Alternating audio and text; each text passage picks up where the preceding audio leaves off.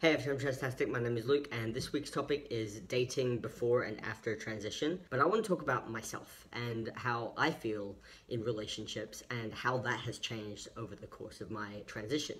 But also, I want to acknowledge that, I'm 22 years old now, and my relationships, bar the one I'm currently in, they all began when I was quite young, talking like 15 to 17 years old. And I'm a very different person now. I was just immature and my brain wasn't properly developed. Looking back in hindsight, things are a lot clearer, but at the time it's harder to tell. I haven't had many relationships, but the relationships I've had have been very long-term relationships and have been very serious. I haven't ever really had a casual relationship. I get attached very, very quickly, and I get attached very, very deeply, and I'm much more comfortable going into a relationship with someone that I already know and someone that I've known for a while and someone that I feel comfortable around. So that kind of changes my perspective. But that's just who I am as a person. That's got nothing to do with me being trans, and even if I was cis, I probably would be the exact same. My relationship with myself, in particular over the past couple years, has really changed. Before I transitioned, I was very, very, very insecure and super dysphoric.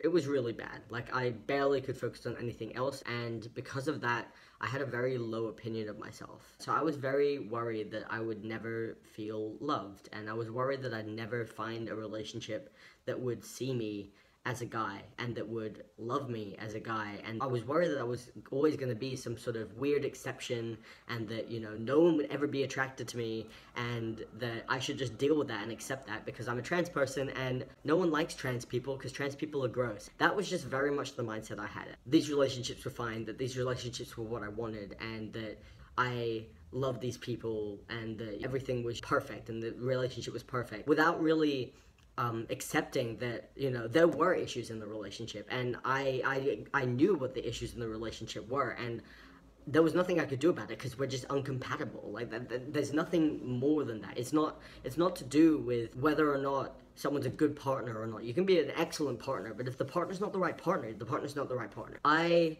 felt like once I was in a relationship, and in a long-term relationship, that I kind of had to ignore all of those feelings, ignore the possibility that potentially the person I was dating was not the right person, because if I lost them, I would never have another partner ever again, because no one would ever love me.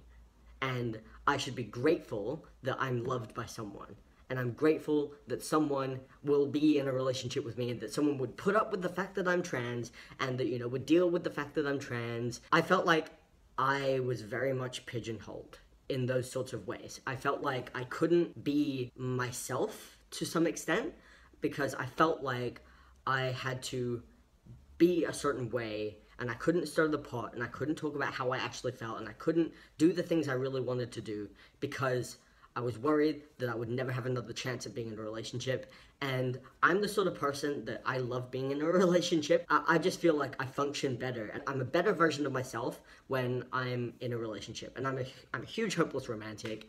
I love, and that's just who I am. So I was worried that if I thought about it and acknowledged that the relationship wasn't perfect, and that I wasn't right for this person, that this person wasn't right for me, and that, we could be good friends, but, as a relationship, it just wasn't going to work. I was worried that if I accepted that, and if I told myself that I would lose that relationship, and then I would never have a relationship, and I wouldn't have anyone. And ignoring trans stuff, just in general.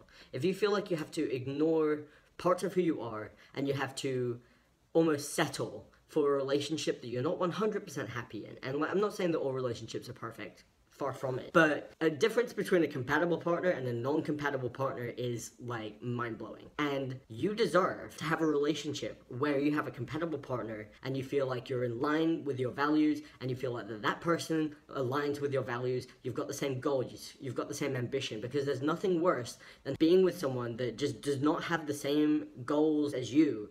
Because at the end of the day, that's not sustainable, because someone's going to have to push someone to be someone that they're not, or the relationship's not going to work. I think I ignored a lot of those really important things in just a general relationship because I was scared that I would never have a relationship, and I felt that I wasn't worthy of finding someone that really was going to be the best person for me to be in a relationship with. because I was worried that I wouldn't find that person and that that person just wouldn't exist, and that I should be grateful for the relationship that I've got now and the fact that they're willing to deal with the fact that I'm trans, which, you know, is wrong, because my partner shouldn't have to deal with the fact that I'm trans, because me being trans shouldn't be a deal breaker, and it shouldn't be something that is going to cause friction within the relationship. And if it is, that's not the relationship I want to be in. And like, that's not saying that, you know, you need to be with someone who like completely 100% understands all trans stuff. I don't think that that's necessary at all. I just think that finding someone that loves you for you and doesn't want you to be anyone else, and does not want you to be different, and does not want you to be someone that you're not, but will support you in being the person that you want to be and being the person that you can be. I think that that's so important. And I neglected that for a very long time because I had so little self-worth for myself. And I had so much internalized transphobia that I just thought that I didn't deserve a relationship. I felt very much like in my past relationships and just in general that I wasn't worthy of proper love. And I wasn't worthy of, you know, being accepted and loved for who I am.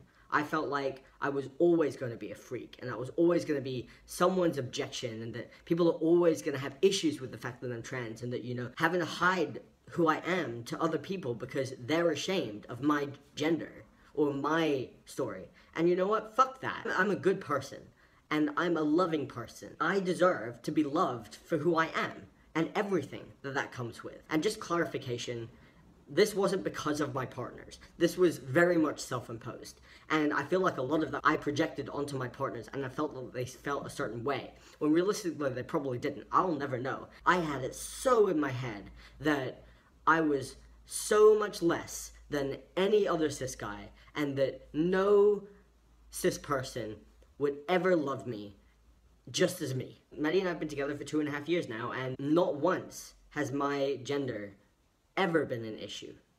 Not once has me being trans ever caused any issues. And I thought that that was impossible. I thought that it was impossible for a straight girl to 100% accept me, because I felt like I didn't deserve that. And I felt like there was always going to be a niggling thing, you know, oh, my parents don't feel comfortable with this, or I don't know how to tell my friends, or I don't know how to, you know, approach this, I don't know how to talk to you, you know. Being in that relationship has been very eye-opening, and it's made me realize that being in a relationship with a trans person really isn't that difficult if you're willing to have open communication, which all relationships should have, regardless of whether you're trans or cis. That's kind of healed a lot of those internalized issues that I've had. Over time, I've grown, I've gotten older, I understand myself better, I understand my values better, I understand what I like and what I appreciate in a relationship, and I'm no longer the sort of person that will just settle for a relationship where I'm not 100% happy in. And I'm lucky that I'm in a relationship, and I've been in a relationship with someone that is the case. We can see a life together, and that life doesn't mean either of us have to give up on who we are, or we have to compromise on who we are. And you know, a little bit of compromise is great, but like, if you have to compromise like huge parts of who you are, and if you have to compromise huge parts of, you know, what makes you happy and what makes you comfortable, and you have to give up on things and give up on certain situations, and you have to devote your entire life to this relationship to kind of keep it together, that's not a healthy relationship, and that's not a good relationship. And you're better off finding someone that you're going to feel more comfortable with, and that loves and cherishes you for who you are, and that will support you in being the person that you want to be. I'm grateful that I'm in that position, and, you know, heaven forbid if Maddie and I ever were to break up, which, you know, honestly, without sounding too cheesy, don't think it's going to happen. I know now what I deserve, and I am able to take that into my relationships, regardless of the romantic or not. I know my worth, and I know that I'm worthy of love, I'm worthy of appreciation, and I'm worthy of people treating me like a human being, and not just something to gawk at, and not just something that's, you know, some obscure thing, and that I should be grateful for people to love me, and that people actually appreciate me, because, like, fuck that. No. I'm worthy of love, and I shouldn't have to grovel at people giving it to me. And I think that's the most important thing I can say. If you're a trans person and you feel like you have to beg people to love you, or you have to beg people to be in a relationship with you because, you know, they feel uncomfortable with certain things, or they don't fully understand things, or they don't, you know, they wish you were cis, or that they wish you didn't talk about certain things, like, find someone else. You'll be so much happier. And I'm gonna leave that there. I've been talking for 21 minutes now, and, you know, I could talk for hours on this, and I'm probably going to continue to talk about this at some other point. But I'm going to see you guys next time. Bye.